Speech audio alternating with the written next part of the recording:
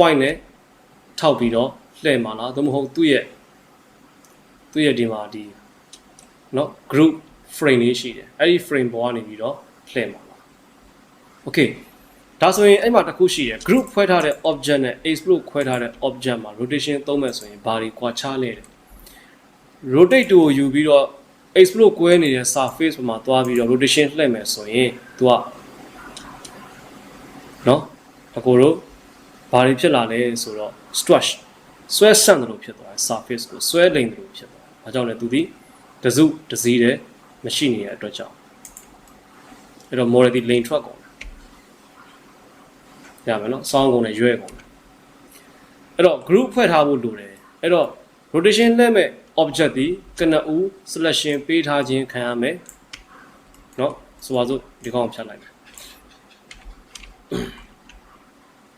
selection ပေးထားသော object ဖြစ်ရမယ်သို့မဟုတ် make group ဖွဲ့ခြင်းခံထားရသော object ဖြစ်ရမယ်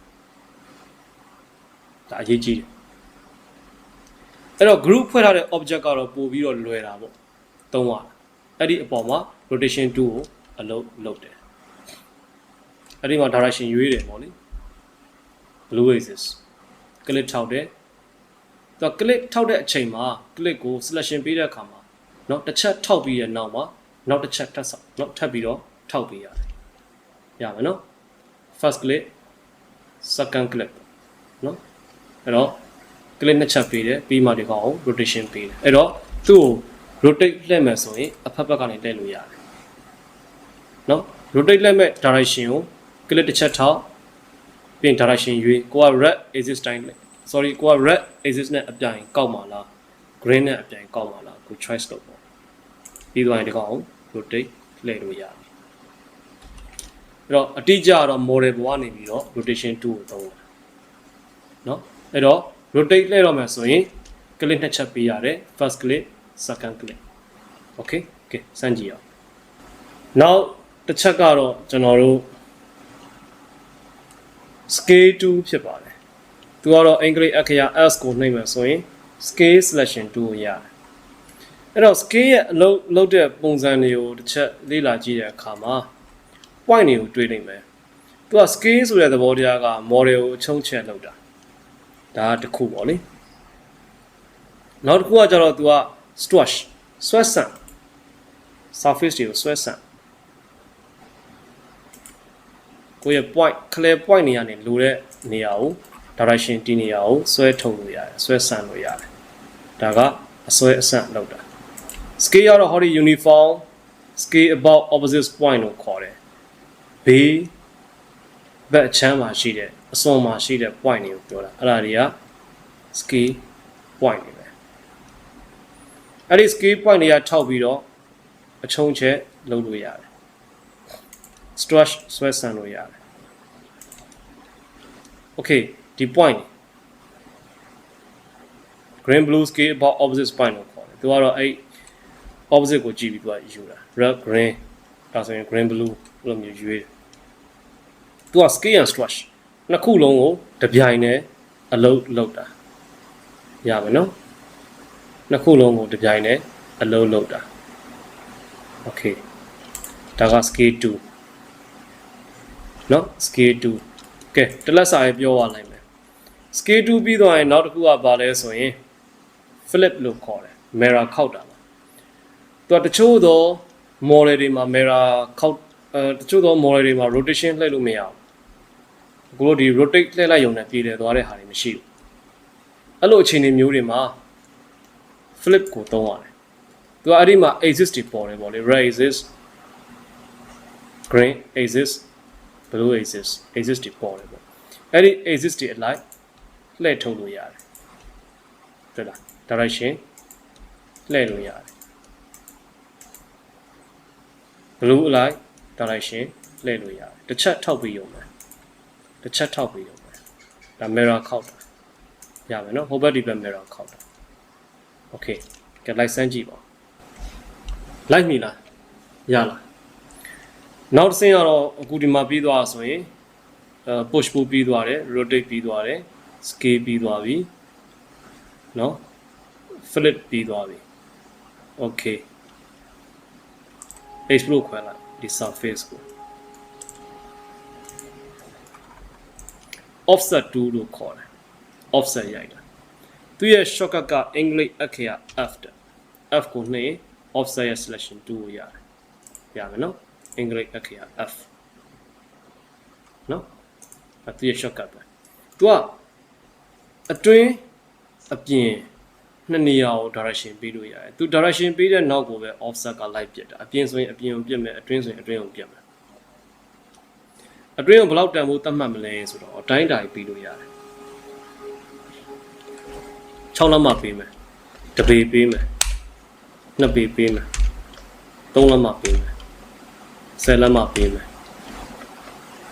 10လက်မှဆိုရင်စိုင်းခံရမလို့10 under count ခောက်ပေးလိုက်အဲ့ဒါဆိုရင်10လက်မှရတယ်နော် okay အဲ့ဒါဆိုတော့ surface ဒီနှစ်ပိုင်းပိုင်းသွားတယ်အတွင်းရအပြင်ရဆိုပြီး surface နှစ်ပိုင်းကွဲသွားတယ် okay အဲ့ဒီအတွင်း surface ကိုဖောက်ချလို့ရတယ် push ဘူးနဲ့ဖောက်ချတဲ့အခါမှာတစ်ဖက်ကိုမကြော်သွားစေနဲ့ကြော်သွားရင် gray scale model ထွက်လာတယ် gray scale model မှာဘာဖြစ်လဲဆိုတော့ကိုတို့ဒါကြော်သွားတယ်ပြောလို့ရတယ်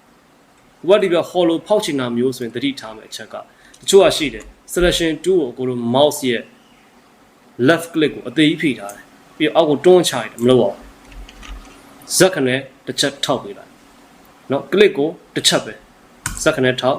ပြီးရင် direction လို့ပေးအဲ့ဒီခါမှာ तू က on face ကိုထိတာရှိတယ်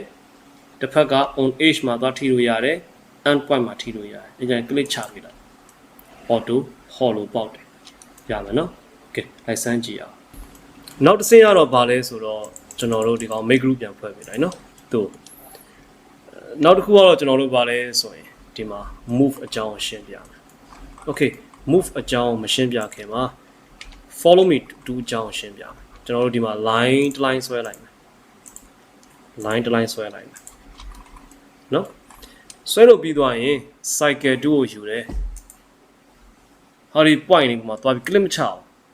တင်ရုံပဲတင်ထားလိုက်တင်ပြီးသွားပြီဆိုရင်ကျွန်တော်တို့ဆောနာကပြောခဲ့တဲ့ direction တွေရှိတယ် keyboard မှာညာ3ခုရှိတယ်ညာဘက်ချမ်းအောင်ထောက်ကြည့်တယ်ဘယ်ဘက်ချမ်းအောင်ထောက်ကြည့်တယ်အပေါ်ချမ်းအောင်ထောက်ကြည့်တယ်သူရဲ့ way က red axis တိုင်း तू ကမခတ်ဘူးသူရဲ့လာရတဲ့တံကိုကြည့်မယ်ဆိုရင် तू ကဘယ်ကိုဥတီလဲလို့ကြည့်နေတာဆိုရင် तू ရဲ့ parallel ဖြစ်တဲ့ color ကိုပဲကြည့်လိုက် axis ရဲ့ color ရောင်ဒီ red axis ဖြစ်နေခဲ့မယ်ဆိုရင်ဒီကောင်ဒီ red axis တိုင်းလိုက်ပြီးတော့နော်ညာလေးနဲ့နော်သူရဲ့ axis ကိုဖမ်းပေးလိုက်ရုံပဲအဲ့ဒါဆိုရင်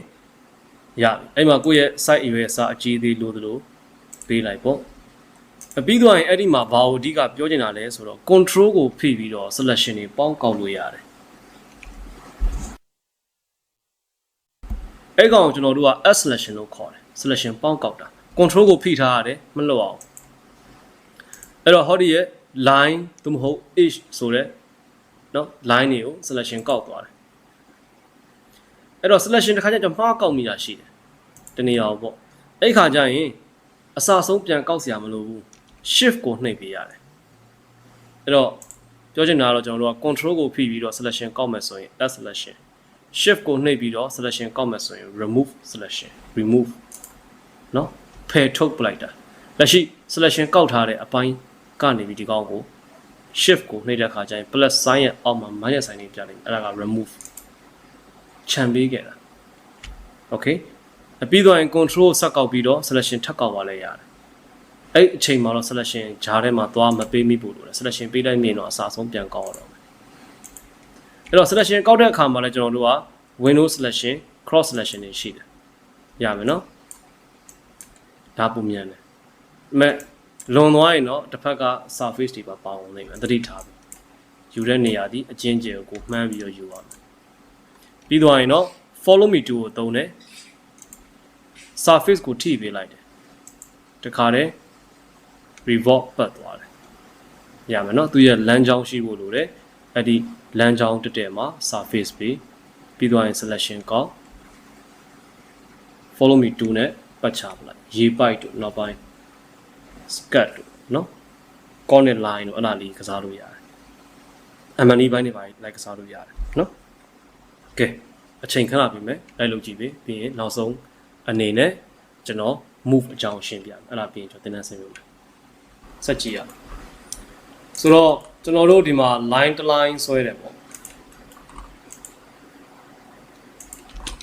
အဲ့ဒီ line ကိုကျွန်တော်က move နဲ့ရွှေ့အင်္ဂလိပ်အခရာ m ကိုနှိပ်မှဆိုရင် move selection 2ကိုရတယ်သူက move ရွှေ့တော့မဲ့ object သို့မဟုတ် age ပေါ့သို့မဟုတ် segment တွေကို selection အရင်ပေးရတယ် group ဖွဲ့ထားတဲ့ object ဆိုရင်တော့တစ်ချက်ပဲထောက်ပေါ့နော်အဲ့တော့ကိုကလက်ရှိမှာဒီ line လေးကိုရွှေ့ချင်တာဆိုတော့ line ကို selection အရင်ဥစွာကောက်တယ်ပြီးတော့ move to နဲ့သူ့ရဲ့ end point ကနေပဲကောက်တယ်အထူးက on age ကနေကောက်တာရှိတယ်တစ်ဖက် end point ကနေကောက်တာရှိတယ်အကောင်းဆုံးကတော့ဟောဒီအနီးဆက်ဆုံးကိုယ့်ရဲ့မြင်နေရတဲ့မြင်ကွင်းမှာအနီးဆက်ဆုံးအောက်ခြေက end point တွေအသင့်တော်ဆုံးပဲရွှေ့ပါလို့ရတယ်အရွှေ့သွားတဲ့အချိန်မှာလည်းမြားလေးနဲ့ကျွန်တော်တို့က axis light ပေးလို့ရတယ်ဆိုပါစို့ red axis တိုင်းပေးမှာလား green တိုင်းပေးမှာလား blue တိုင်းပေးမှာလားဒါလေးတွေပေးလို့ရတယ်ဒါရွှေ့နေတဲ့မှာကျွန်တော်တို့က control ကိုတစ်ချက်ထောက်ပေးလိုက်တဲ့အခါကျရင် copy ပွားတယ်เนาะကျွန်တော်တို့ keyboard မှာ control ကိုတစ်ချက်နှိပ်ပေးလိုက်မယ်ဆိုရင်အဲ့ဒါ copy ပဲသူက move ရွှေ့တယ်သူကကြည့်လိုက်လေသူမှာစာလေးပေါ်လာ move copy or distort select entities တဲ့သူမှာအခြားသော array ပွားရည်လည်းရှိသေးတယ်အဲ့တော့ move နဲ့ရွှေ့တယ်ပေါ့ red axis တိုင်း control နှိပ်တယ် copy ပွားတယ်ဘလောက်အတိုင်းဒါလေးချားမှာလဲနှစ်ပေချားကျင်တာနှစ်ပေ enter ခောက်ပေးလိုက်သုံးပေ enter ခောက်ပေးလိုက်ကြိုက်တယ်လို့ချားလို့ရတယ်ဒါက move ရွှေ့နေနဲ့ copy ပွားတာ okay move ရွှေ့နေနဲ့ array ပွားပြတယ်နောက်ပိုင်းတကပောက်တို့ခြံစည်းရိုးတို့တခုခုပေါ့လေကိုဆွဲကျင်တဲ့ item တခုကိုဖန်တီးတော့မယ်ဆိုရင် move နဲ့အရင်ဆုံးရွှေ့ပါတယ် axis တိုင်းရွှေ့တယ် control နှိပ်တယ်အတိုင်းတာပေးတယ်နှစ်ပေဆိုရင်နှစ်ပေ enter ခောက်တယ်ပြီးတော့ကျွန်တော်တို့ဟောဒီ number lock ရှိတဲ့သူတွေက6ရဲ့အပေါ်မှာ number 9ဆိုတဲ့အပေါ်မှာ star လေးရှိတယ် number lock မပါတဲ့သူတွေကတော့ shift ကိုဖိထားပြီးတော့နော် shift နဲ့အင်္ဂလိပ်အခရာ8နဲ့တွဲနှိပ်ရမယ် shift နဲ့အင်္ဂလိပ်အခရာ8ဟောဒီမှာ star လေးရှိတယ်အဲ့ဒါက shift ခံပြီးနှိပ်ရတယ်နော်အဲ့ဒါက array အပြင်ကိုပွားမှာအဲ့တော့ star ပေါ့အနောက်မှာကိုလိုချင်တဲ့အခရာတန်ဖိုးရိုက်တယ် star 30ဆိုရင်အပြင်ကို array ပွားတာ star 100ဆိုရင်100ခု array ပွားတာဒါအပြင်ကို array ပွားတာဘယ်လိုပွားလဲအရင်ဆုံး selection ကောက်တယ် move to ကိုယူတယ် end point ကနေကင်တယ် direction ရွေးတယ် keyboard ရဲ့ညားနေပြီးတော့ control ကိုတစ်ချက်နှိပ်တော့ copy ပွားတယ်ဟုတ်တယ်နော်ဘယ်လောက်ပွားမှာလဲအတိုင်းတာအရင်ပေးတယ်3ပေချားကျင်တာပြီးသွားရင် array ပွားတဲ့ကိစ္စရောက်ပြီ shift နဲ့အင်္ဂလိပ်အခရာ8နဲ့တွဲနှိပ်လိုက်ရတယ် number lock ပေါ် star နှိပ်လိုက်ရတယ်တခုပဲဖြစ်ရမယ်နော်ပြီးသွားရင်မိမိလိုချင်တဲ့ amount တန်ဖိုးရိုက်တယ် enter ခောက်ပေးလိုက်အဲ့ဒါ array ပွားတယ် okay ဒါကအပြင်ကို array ပွားတာအတွင်းကို array ပွားမယ်သူ့ကိုယူရတယ် control ကိုနှိပ်တယ်10ပေ enter ခောက်တယ်ပြီးသွားရင် bind ဆိုတာကကျွန်တော်တို့ဒီ keyboard ပေါ်မှာ bind လေးရှိတယ်ဒီကောင်လေးဒီ bind လေးအဲ့ဒီ bind လေးကိုထောက်ပြီးတော့မိမိလိုချင်တဲ့ကဏ္ဍရိုက်တယ် bind 2 enter ခောက်နော် bind 3 enter ခောက်နော် bind 5 enter ခောက်အဲ့လိုကစားပါလို့ရတယ်ဆိုပါစို့ bind 3 bind 2ဒါကတော့နောက်ပိုင်းပြင်းပေါက်တို့ door တို့မှာအဓိကသုံးတယ် bind 5 bind 100နော်